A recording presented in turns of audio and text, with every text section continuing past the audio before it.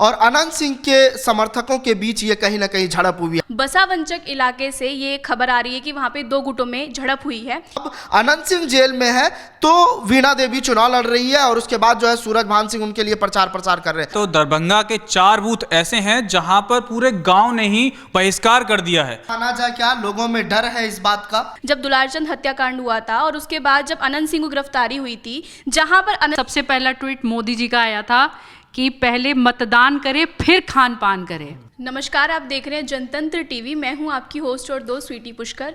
जी हां, हम बात करने वाले हैं बिहार इलेक्शन की, जो बिल्कुल सिनेमा की तरह बन चुका है। मोकामा हॉट सीट, बिहार की जो एक हॉट सीट है, वहां पर बसावंचक इलाके से ये खबर आ रही है कि वहां पे दो गुटों में झड़प हुई है। इसको ही लेकर हम आपस में बात करेंगे मेरे सहयोगी के साथ। इसमें और क्या क्या चीज़ें हुई हैं और इतना बिहार इलेक्शन जो चर्चाओं में इतना बना हुआ है, उसके पीछे क्या क्या वजह है। तो जो झड़प हुई है बसावंचक इलाके में, क्या बताया जा रहा है, क्या किस मामले में हुई है वो? बिल्कुल स्वीटी, जिस तरह से बसावंचक में जो मोकामा हॉट सीट कही जाती है और वहाँ से एक बड़ी खबर निकल करके आ रही है कि दो गुटों में झड़प हुई है। दुलारचंद हत्याकांड जहाँ पर हुआ था और मोकामा जो सबसे हॉट सीट कही जा रही है, दुलारचंद यादव और उसके बाद जो है जो उसके समर्थक है वो और अनंत सिंह के समर्थकों के बीच ये कहीं ना कहीं झड़प हुई है। हालांकि हमारे सूत्र ये बताते हैं कि वहाँ पर ये अफवाह थी और जो है वहां पर जिस तरह से दो गुटों में झड़प जो हुई, इसको लेकर कहीं ना कहीं जो है आपस में समझा दिया गया है। लेकिन सबसे बड़ा सवाल खड़ा होता है मोकामा सीट पर, क्योंकि वहां पर दो बड़े बाहुबली नेता वहां पर चुनाव लड़ रहे हैं। अनंत सिंह का आपने किस तरह से उन पर हत्या का इल्जाम लगा है चुनाव से पहले, और सूरज भान सिंह जो बहुत बड़े वहाँ के जो है बाहुबली माने जाते हैं। कई सारे ऐसे सवाल खड़े हो रहे हैं कि जब अनंत सिंह जेल में थे तो उस वक्त जो है माफ़ कीजिएगा, जब सूरज भान सिंह जेल में थे तब जो है अनंत सिंह की पत्नी चुनाव लड़ रही थी। लेकिन अब अनंत सिंह जेल में है तो वीणा देवी चुनाव लड़ रही है और उसके बाद जो है सूरज भान सिंह उनके लिए प्रचार कर रहे हैं। लेकिन जो वहाँ पर हिंसा की खबरें आना, ये अपने आप में एक बड़ा सवाल खड़ा होता हुआ दिख रहा है। दूसरी तरफ ये कि किस तरह से वहाँ पर जो है अनंत सिंह जो है वोटरों को लुभाने के लिए वहाँ पर एक अच्छे खाने का प्रबंध करते हैं। उनके समर्थकों के लिए सुबह से लेकर दाल चावल और उसके बाद 2 प्रकार की सब्जियाँ बनाई जाती है। तो क्या लोग इस मुद्दे को लिहाज में रखते हुए वोट करेंगे, भरपेट खाने को देखकर वोट करेंगे, या वहां के विकास के मुद्दे को लेकर वोट करेंगे? लेकिन सीधे हम अपने सहयोगी के पास चलते हैं, तरुण के पास। तरुण ये बताएंगे कि किस तरह से वहां पर 4 जो सीट है विधानसभा सीट, उस पर जो है वोटों का बहिष्कार हुआ है, वहां मतदान नहीं हुआ है। तरुण बताइए।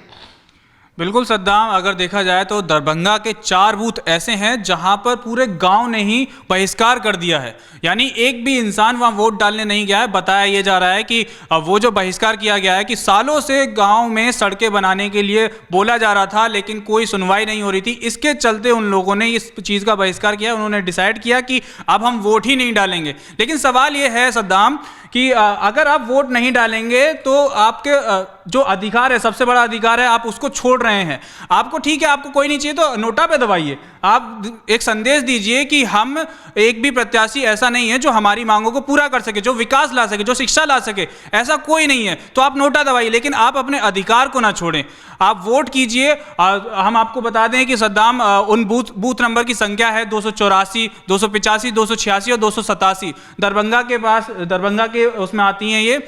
लेकिन सवाल ये है सद्दाम कि जब से अनंत सिंह की गिरफ्तारी हुई है उसके बाद ये सब की सब चीज़ें इतनी ज़्यादा बढ़ निकल के आ रही हैं। कहीं हम सोच रहे थे कि बिहार में इस बार रिकॉर्ड बनेगा, मतदान इतना बहुत ज़्यादा हाइप होगा, लेकिन अगर देखें सुबह से सिर्फ 13% मतदान हुआ। वजह दहशत माना जाए क्या लोगों में डर है इस बात का? ये दहशत भी माना जा सकता है और हो सकता है कि अभी ये सोच रहे हो जैसे आप ये सोचते हैं ना कि हम लोग की भाई वोट हम बाद में करेंगे, अभी सुबह से अभी तक यहाँ हुआ है, क्योंकि हो सकता है कुछ लोग काम में फंसे हों, या फिर हो सकता है कि कुछ लोग ये सोच रहे हों कि भाई अनंत सिंह इस समय जेल में है, सूरज भान सिंह, ये कन्फ्यूजन में भी रह जाते हैं कि हम किसको वोट दें।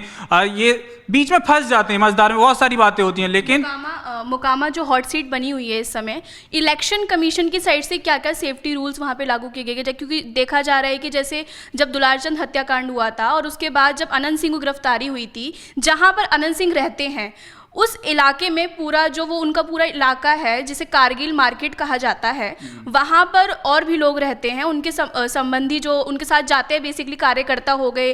तो कहीं ना कहीं देखा जाता है कि जब पुलिस उनको रात में लेने आती है और वहाँ पे तमाम और जितनी भी चीज़ें रहती हैं वो वहाँ पर इतना मतलब सेफ्टी को लेकर अभी क्या है, क्योंकि इलेक्शन हो रहे हैं तो कहीं ना कहीं ये तो रहता है कि जिसके घर से AK-47 मिली है तो कहीं ना कहीं सेफ्टी को लेकर रहता है। तो इलेक्शन कमीशन की साइड से कितने कहाँ तक सेफ्टी है?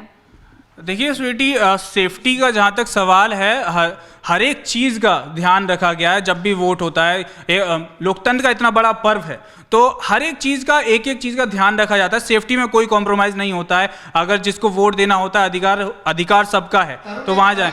और दे दूं अपने दर्शकों को, अब बड़ी खबर आ रही है इस वक्त, जिस तरह से आरजेडी ने जो है वहाँ पर बिहार के पूरे जो 18 जिलों और 121 सीटों पर जो आज वोटिंग हो रही है, उन्होंने स्लो वोटिंग करने का जो है वो आरोप लगाया है कि किस तरह से स्लो वोटिंग हो रही है। तो लोगों में कहीं ना कहीं एक डर है। हालांकि चुनाव आयोग की इस पर प्रतिक्रिया आई है। तरुण, चुनाव आयोग की प्रतिक्रिया आई कि ऐसा कुछ नहीं है, लेकिन पल्लवी के पास चलते हैं। पल्लवी, प्रधानमंत्री मोदी जिस तरह से पहले चरण का वोट प्रचार प्रसार थम गया है और पहले चरण का वोटिंग हो रहा है, दूसरे चरण का जो है प्रचार प्रसार चल रहा है, मोदी क्या संदेश देना चाह रहे हैं खासकर मोकामा की सीट पर, क्या कहेंगे आप? देखिए सद्दाम, आज सुबह से ही बहुत ही मतलब कहते हैं ना जोश वाला माहौल था, क्योंकि सबसे पहला ट्वीट मोदी जी का आया था कि पहले मतदान करें फिर खान पान करें। तो मोदी जी का ये संदेश आया कि भाई ये जो मतदान करना ये हमारी जिम्मेदारी है, ये हमारा फर्ज बनता है कि हम एक अच्छे नेता को चुने जो प्रगति करे, जो चीज़ें करे। और लोगों में बहुत उत्साह था। मैं सुबह से देख रही हूँ कि जो बहुत बुजुर्ग महिलाएं हैं वो भी आके वोट दे रही हैं, तो ये उत्साह देखने को मिलता है। और मोदी जी तो इतने ज़्यादा उन्होंने जनसभाएं की, सब कुछ की उन्होंने। अब 11 तारीख को दूसरे चरण का मतदान है, तो वो अब और इस समय वो रैलियां कर रहे हैं, सब कुछ कर रहे हैं और लोगों को सिखा रहे हैं कि पिछले मतदान से सीख के अब आगे क्या आपको और सुधार करना है, इस चीज़ों पर आप ध्यान दीजिए। और भी बहुत से बड़े बड़े नेताओं के बयान भी आ रहे हैं, बहुत लोग बहुत कुछ कह रहे हैं, बहुत लोग उत्साहित भी है, बहुत नेताएं जनता को बोल रहे हैं कि आप पहले मतदान करिए, आप अच्छा नेता चुनिए। तो अच्छा था, सब कुछ अच्छा चल रहा है और दूसरे मतदान के लिए भी जनता अब तैयार है।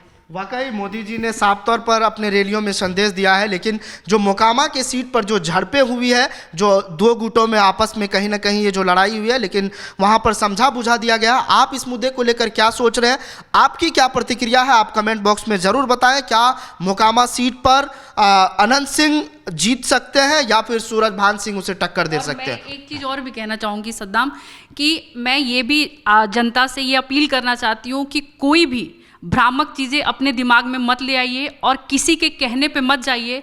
जो आपको सही लगे आप वही करिए। वाकई ये लोकतंत्र का पर्व है, अपना वोट का अधिकार खुद आप ऐसे नेता को चुने जो आपके विधानसभा क्षेत्र का विकास करे, जो उन मूलभूत मुद्दे को उठाए और आपके लिए शिक्षा व्यवस्था, स्वास्थ्य व्यवस्था और तमाम जो आपकी सड़कें लचर व्यवस्था में उसको ठीक कर सके। तो आप ऐसे नेता को चुनिए, वोट करिए, लोकतंत्र का पर्व है, आपका अधिकार है। लेकिन मोकामा सीट पर जो भी चीज़ें हो रही है, जो भी घटनाएं हो रही है, आप इसको लेकर क्या सोच रहे हैं, आप कमेंट कर ज़रूर बताएं, ताकि हम लोग आपके कमेंट का स्वागत करेंगे। और जो भी मुद्दे को लेकर आप वीडियो देखना चाहते हैं वो कमेंट बॉक्स में ज़रूर बताएं।